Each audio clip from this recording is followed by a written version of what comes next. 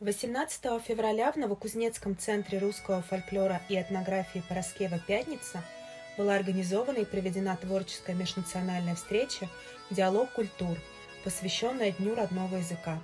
Мероприятие прошло в теплой семейной атмосфере, на котором присутствовали представители национальных культур города разных поколений. Татарскую автономию представлял коллектив «Нур», руководитель Гайнудинова Гульсина. Коллектив угостил гостей татарским блюдом губадия и настоящим деревенским медом, привезенным с Татарии. Солистка ансамбля Нур Абдуллина Гульсина исполнила татарскую народную песню.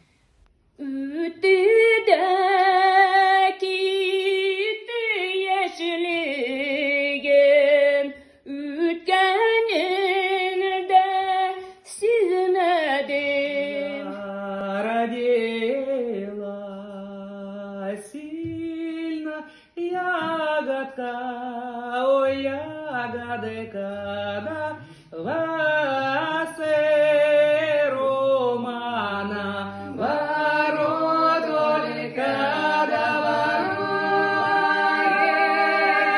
ой, да, вот и она заблудила.